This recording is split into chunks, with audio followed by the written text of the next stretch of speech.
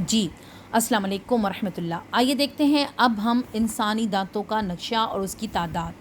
سب سے پہلے آپ لوگوں کو اپنے منہ کے اندر کا پتہ ہی ہوگا۔ دیکھیں یہ ہے ہمارا اندر کا منہ کا جبڑا، اور اس کے بعد یہ ہے ہمارے اندر کے دانت، یہ چیزیں ساری۔ زبان کا تو آپ نے پڑھ لیا، اور یہاں پہ تالو کا بھی آپ نے مخارج میں دیکھا ہے۔ اب جو چیزیں ہوں گی وہ ہوں گی ہمارے دانتوں سے ادا، نیچے کے جو مخارج آئیں گے نا ان میں دانت بھی ہوں گے۔ تو سب سے پہلے اوپر کے جو دانت جو بڑے والے ہمارے سب کے پہلے اگتے ہیں، پہلے ٹوٹتے ہیں، ان کا نام ہے ثنایا اولیہ، ٹھیک ہے۔ اس کے بعد نیچے والے دانتوں کو کہا جاتا ہے ثنایا سفلا۔ اس کے بعد اس کے برابر میں دیکھیں ایروز بھی دیے ہوئے آپ کو نظر بھی آ رہا ہے، رباعی، اس کو کہتے ہیں رباعی عربی میں، ٹھیک ہے۔ اس کے بعد والے جو ہوتے ہیں ان کو کہتے ہیں انیاب، اور اس کے بعد آ جاتی ہیں ہماری داڑیں، داڑیں ضاحک، اس کے بعد طواحن، اس کے بعد ناجس۔ یہ ہیں ہماری داڑیں اور یہ ہیں ہمارے دانت، ٹھیک ہے۔ اس کے بعد آئیے دیکھتے ہیں ان کی تعداد۔ سب سے پہلے ثنایا کی جو تعداد ہے وہ ہے 4، رباعی بھی 4 ہی ہیں، انیاب بھی 4 ہیں، ضواحک بھی 4 ہیں، اور طواحن جو ہیں وہ ہیں 12، اور اس کے بعد نواجس 4۔ تعداد کل کون سی ہے؟ 32، ٹھیک ہے۔ اس کے بعد ہم دیکھیں گے انسانی دانتوں کا نقشہ۔ اب ہم نے یہ پوری چیزیں پڑھنے کا کوئی فائدہ نہیں کیونکہ میں نے آپ کو بتا دیا ہے، ٹھیک ہے۔ اور اس کے بعد ہم دیکھیں گے انشاءاللہ تعالیٰ، میں نے ویسے پکچریں بھی آپ کو اس کی سینڈ کی تھی، آپ لوگ دیکھ سکتے ہو۔ آئیے دیکھتے ہیں 8واں مخرج۔ اب 8ویں مخرج جو ہمارا ہے یہ ہے حروف ضاد، ضاد۔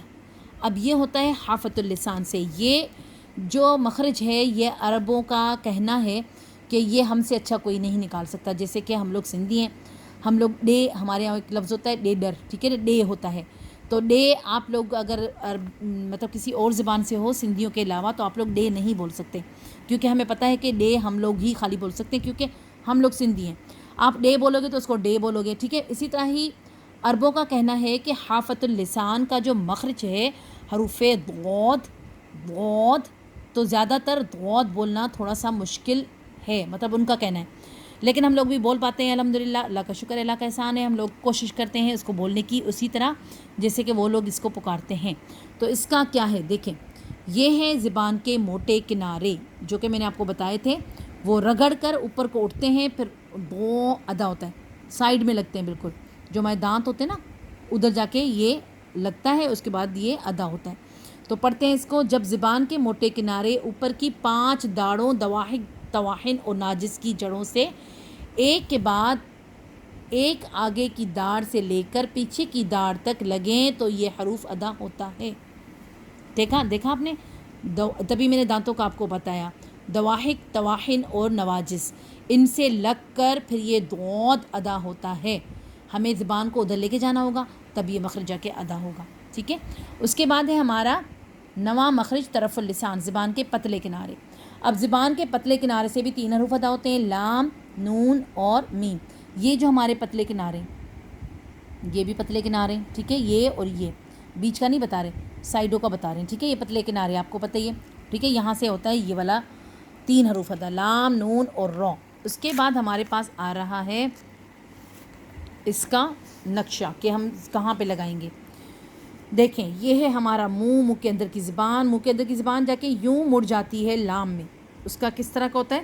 حروف لام کے لیے پورا طرف اللسان استعمال ہوتا ہے جب زبان کے آگے والے دونوں طرف کے پتلے کنارے اوپر کی طرف کے چاروں دانتوں ضواحک، انیاب، رباعی اور ثنایا اولیہ کے مسوڑوں سے لگیں تو حروف لام ادا ہوتا ہے۔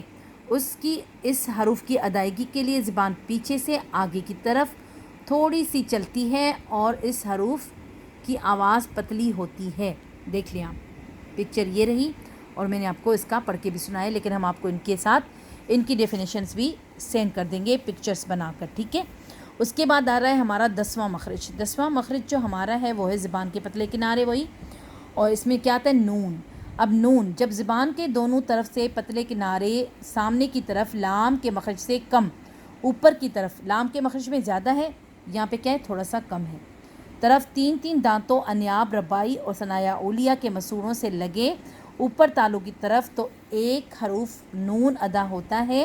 اس حروف کی ادائیگی میں زبان نہیں چلتی بلکہ تالو کو چپک جاتی ہے اور آواز ناک کے خلا سے گزر کر باہر آتی ہے، کیونکہ نون کے اندر ہماری صفت موجود ہے غنہ کی، تو آپ ادا کریں گے نون تو ایسی آواز آئے گی، نون آواز آئے گی، ناک سے نکلے گی، نون نون میں بولوں گی نا ناک سے آٹومیٹکلی آواز آتی ہے کیونکہ اس کے اندر غنہ کی صفت موجود ہے۔ اچھا اس کے بعد ہے 11واں مخرج۔ 11واں مخرج کیا ہے؟ طرف اللسان، زبان کے پتلے کنارے۔ اب زبان کے پتلے کنارے وہ بھی تھا یہ بھی ہے، ٹھیک ہے، رو، حروف رو۔ اب حروف رو جو ہے ہمارا جب زبان کے دونوں طرف کے پتلے کنارے نون کے مخرج سے کم منہ کی طرف اپنی پشت کے ساتھ یعنی اندر کی طرف مڑ کر، دیکھ لیں اس کو، مڑ کر اوپر اٹھے اور تالو کے دونوں طرف کے دانتوں ربائی ثنایا اولیہ کے مسوڑوں سے ٹکر کھائے تب ایک حروف ادا ہوتا ہے رو۔ زبان رو کے مخرج پر پہنچ کر ٹکراتی ہے، پھر سیدھی ہو کر لام کے مخرج پر پہنچ جاتی ہے، یعنی زبان تھوڑی دیر کے لیے آگے سے پیچھے چلتی ہے، رو رو رو، ٹھیک ہے، یہ ہے ہماری رو۔ اب دوسری ریکارڈنگ دوسرے میں، ٹھیک ہے، جزاک اللہ خیرن کثیرہ۔